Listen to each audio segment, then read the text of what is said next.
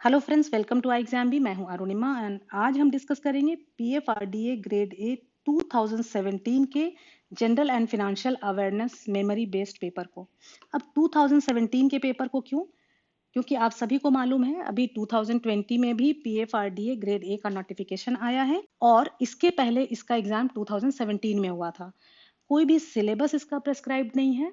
सो अगर हम 2017 में किस तरह के क्वेश्चंस आए थे इसको देख लें, इसको डिस्कस कर लें, तो हमें एक अंदाजा लग जाएगा कि 2020 में किस तरह के क्वेश्चंस आ सकते हैं। एटलीस्ट हमें एक बेस मिलेगा जिसके आधार पर हम अपनी जनरल अवेयरनेस की तैयारी कर सकते हैं। सारे क्वेश्चंस देखने के बाद मेरा जो असेसमेंट है कि सबसे ज्यादा आपको करंट अफेयर्स पे ध्यान देना है और लगभग लगभग एक साल के 6 महीने के जो करंट अफेयर्स हैं उस पर ज्यादा फोकस करें और जो भी करंट अफेयर्स में जो भी हो रहा है, जो भी न्यूज है, उसके बारे में सारी चीजों को समझने की कोशिश करें।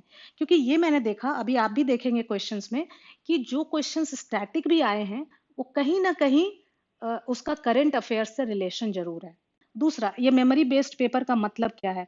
मेमोरी बेस्ड पेपर का मतलब ये है कि जिस दिन ये एग्जाम हुआ था उस दिन जो स्टूडेंट्स ने हमें बताया था कि ये क्वेश्चन पूछा गया था, उसके बेसिस पे ये क्वेश्चंस हम लोगों ने प्रिपेयर किए हैं। हो सकता है ऑप्शंस सेम नहीं हो, क्योंकि ऑप्शंस तो किसी को भी याद नहीं रहता, लेकिन क्वेश्चंस 90 to 95% सेम है। First question was, Nassau is the capital of which country? So यहाँ पे आप देख सकते हैं कि कैपिटल पूछा गया है किसी कंट्री का, लेकिन ये कंट्री किसी न किसी वजह से उस समय न्यूज में थी, इसीलिए इस कंट्री का कैपिटल पूछा गया। तो आप ऐसा ना समझें कि आपको 194 कंट्री के कैपिटल याद होने चाहिए। जो भी न्यूज में है, जो चल रहा है, जिस कंट्री के बारे में कुछ भी खबर आ रही है, उसका कैपिटल, उसकी करेंसी, उसका प्रेसिडेंट, उसका प्राइम मिनिस्टर, ये सारी चीजें आपको पता होनी चाहिए। इसका करेक्ट आंसर है Bahamas. Next, who is the CEO of NIIF, national investment and infrastructure fund? अब उस समय क्यों पूछा गया इस फंड के बारे में, और आपको भी ध्यान देना है कि इस तरह के जो भी फंड है उस तरह के सवाल आ सकते हैं, क्योंकि 2015-16 के बजट में अनाउंस हुआ था इस फंड के बारे में और ये it was founded in February 2015। Okay, तो 2017 में ये एग्जाम हुआ था, तो कुछ ना कुछ, चूंकि नया नया फंड ये आया था, तो इसके बारे में कुछ ना कुछ न्यूज में आता रहा होगा। और इसके जो सीईओ बनाए गए थे सुजॉय बोस, और अभी भी यही है। Third question, what is the age group limit for subscriber of Atal pension योजना? ये तो बहुत ही इंपॉर्टेंट है आपके इस बार के एग्जाम के लिए भी। सारे पेंशन स्कीम्स, अटल पेंशन योजना, एनपीएस और सारे पेंशन स्कीम्स और किस तरह से वो काम करते हैं, क्या उनके बेसिक रूल्स हैं, किस तरह के गाइडलाइंस हैं, वो सारी बातें आपको पता होनी चाहिए। कौन रेगुलेट करता है एनपीएस को, नेशनल पेंशन स्कीम को? पीएफआरडीए ही रेगुलेट करता है। तो ये सारे जो पॉइंट्स हैं इसके बारे में आपको जानना चाहिए, इससे रिलेटेड क्वेश्चंस पूछे जा सकते हैं। एनएसडीएल का क्या रोल है, कौन कौन से पेंशन फंड्स हैं, एंड किस तरह से रिटायरमेंट के बाद क्या एनपीएस के अंडर सारा का सारा अमाउंट, अगर कोई चाहे जितना उसका जमा हुआ है उसके जॉब करते समय, क्या वो ले सकता है एक साथ?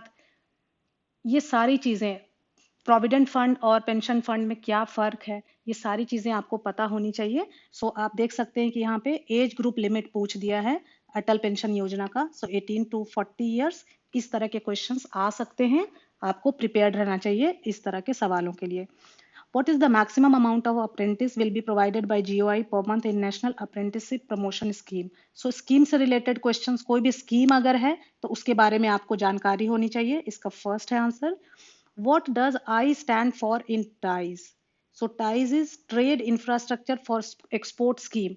तो आप देख रहे हैं कि स्कीम, जो भी स्कीम्स हैं, पिछले एक साल में जो भी इस तरह की स्कीम आई होंगी उसके बारे में बेसिक, बहुत ज्यादा डेप्थ में नहीं, पहले तो कि उसका फुल फॉर्म, आप देख रहे हैं कि 2 क्वेश्चन तो हमें फुल फॉर्म से ही मिल गए, और उसके बेसिक गाइडलाइंस क्या हैं, इतना तो हमें पता होना चाहिए। यहाँ पे कहता है आई stands for infrastructure. Next question, in order to curb black money in the economy, the government has made it mandatory for people to use their PAN in cash transactions of more than dash in a day of banks. 50,000। Day to day बातों को, अगर कई answer तो आप सिर्फ अगर अपने आप आंख कान खुले रखेंगे ना, इतने से भी हो जाएगा। सो आप रास्ते में कहीं जाते हैं, बड़े बड़े बोर्ड्स लगे रहते हैं स्कीम्स के। सो उन स्कीम्स को वहां पे बोर्ड पे जितनी बातें हैं उनसे काफी सारे आंसर्स निकल के आ जाते हैं। सो आपके आसपास में क्या हो रहा है, इन चीजों के बारे में अगर आप अवेयर रहेंगे तो करंट अफेयर्स के, जनरल अवेयरनेस के काफी क्वेश्चंस आप उससे भी निकाल सकते हैं। Okay, then the KSE 100 index was in news because it has outperformed the Indian equity market with a huge gap since the beginning of the new century. What does K stand for in KSE 100? So the correct answer is Karachi. It is Karachi Stock Exchange. Where is PFRDA headquarters located? So PFRDA के बारे में ही question पूछ दिया है। So PFRDA के बारे में भी आपको बेसिक सारी जानकारी होनी चाहिए। New Delhi. In which Indian state the Indravati National Park is located? Answer is Chhattisgarh. What is the name of the largest earthen dam located in India? Bansura Sagar Dam. Which company has built Kalingnagar steel plant in partnership with the government of Odisha? So here the answer is Tata Steel. So उस समय ये news में था, इसीलिए ये question पूछा गया। Which city will host the 2017 NATO summit? So Brussels यहाँ पे आंसर होगा उस समय का, लेकिन अभी आपके लिए इम्पोर्टेंट होगा जब ये एग्जाम होगा उसके पहले जो भी सबमिट्स हो चुके होंगे या जो होने वाले होंगे उन सब का कहाँ पे हुआ। आजकल कई सारी मीटिंग्स जो हैं वो वर्चुअल भी हो रही हैं। सो उसके बारे में आपको पता होना चाहिए क्या डिसीजंस हुए, और इस तरह के नेशनल इंटरनेशनल ऑर्गेनाइजेशंस के हेड्स एंड हेड क्वार्टर्स ये भी कई बार पूछे जाते हैं। What is the current repo rate? So अभी करेंट रेपो रेट कितना है? 4%। तो आंसर हो जाएगा none of this. Reverse repo rate कितना है? Reverse repo rate is 3.35।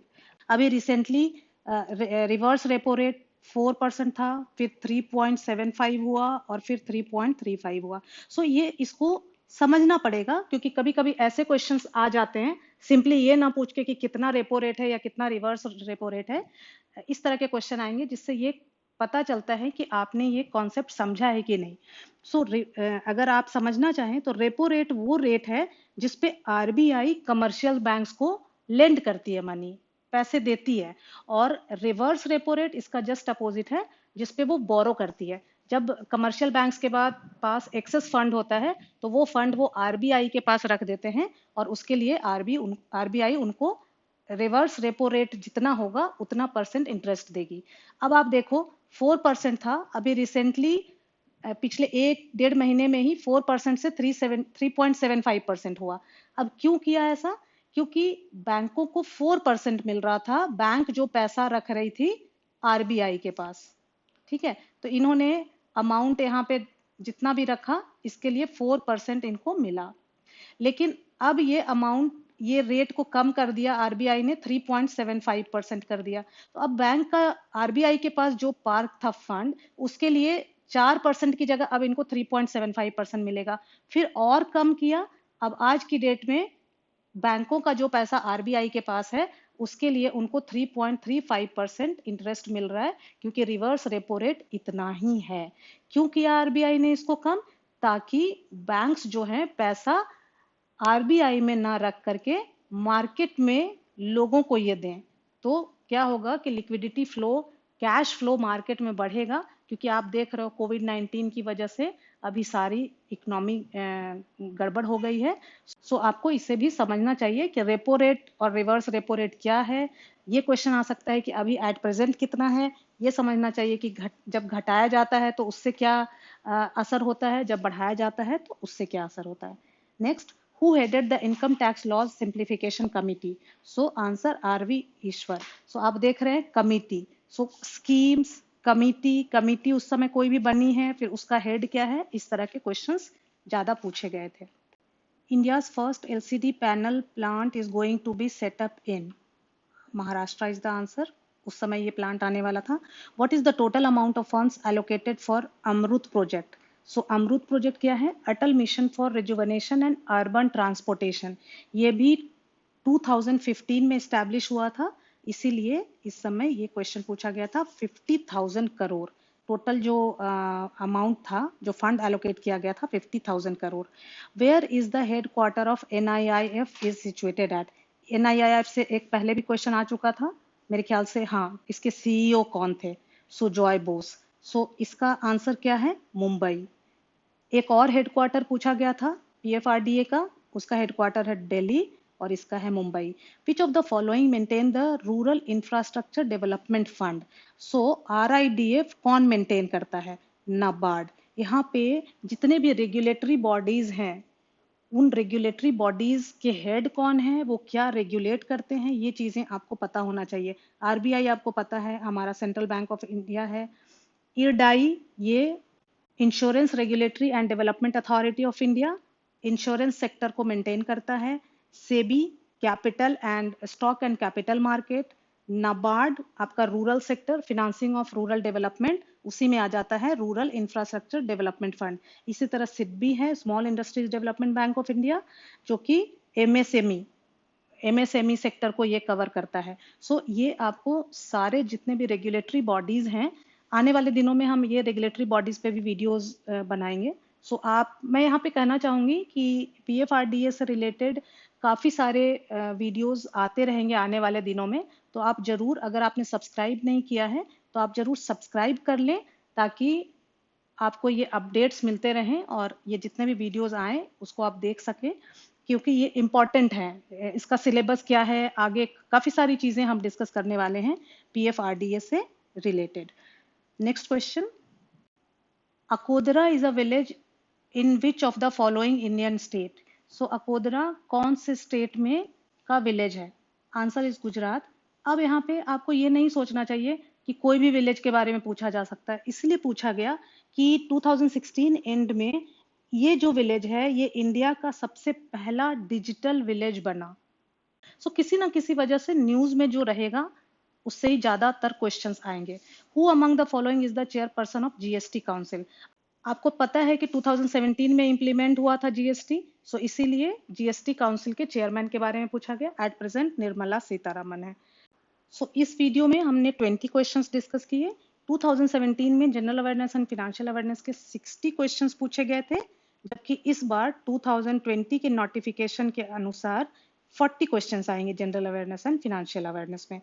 So remaining जो 40 क्वेश्चंस है वो अपने आने वाले वीडियोस में हम डिस्कस करेंगे। साथ ही हम आपको ये बता दें कि अगर आप पीएफआरडीए की तैयारी कर रहे हैं और उसमें गाइडेंस चाहते हैं, तो आई एग्जाम भी इसमें आपके साथ है। और अभी आप 50% पे करके इनरोल कर सकते हैं अपने आप को कोर्स में, रेस्ट 50% आप बाद में पे कर सकते हैं। So thank you friends, thanks for watching.